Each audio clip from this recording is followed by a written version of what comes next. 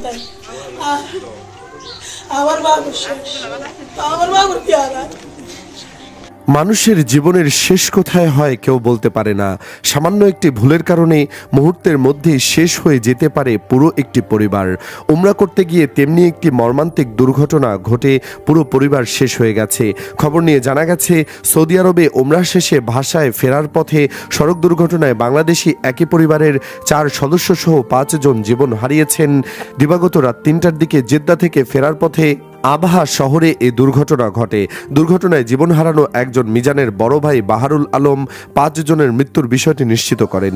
পবিত্র উমরা করতে গিয়ে যারা জীবন হারিয়েছে তারা হলেন লক্ষ্মীপুরের সৌদি প্রবাসী মিজানুর রহমান মিজান, তার স্ত্রী ফারজানা আক্তার সুমি, স্কুল পড়ুয়া মেয়ে মেহের আফরোজ ও 1.5 বছর বয়সী মেয়ে সুবহা আক্তার এবং গাড়ি চালক জিলানি বাবর।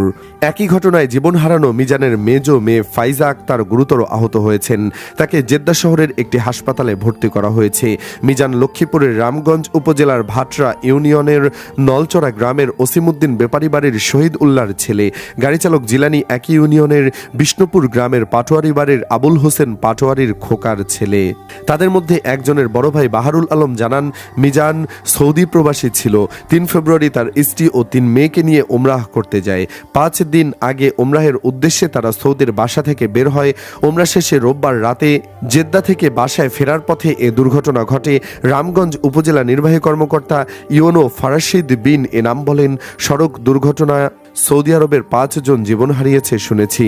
শোকাহত পরিবারের প্রতি আমরা সমবেদনা জানাচ্ছি। মরদেহগুলো দেশে ফিরিয়ে আনতে আমরা সব ধরনের সহযোগিতা করব। দর্শক, আল্লাহর ঘরে তাওয়াফ করতে গিয়ে এইভাবে কয়জনই বা জীবন হারিয়েছে। অনেকের মতে এমন মৃত্যু পেতেও কপাল লাগে। আল্লাহ সবাইকে জান্নাতের মেহমান হিসেবে কবুল করুন।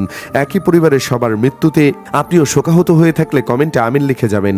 ভিডিওটি ভালো লাগলে লাইক ও শেয়ার করুন। আর আমাদের চ্যানেলে নতুন হলে অবশ্যই সাবস্ক্রাইব করে সাথেই থাকুন। ধন্যবাদ।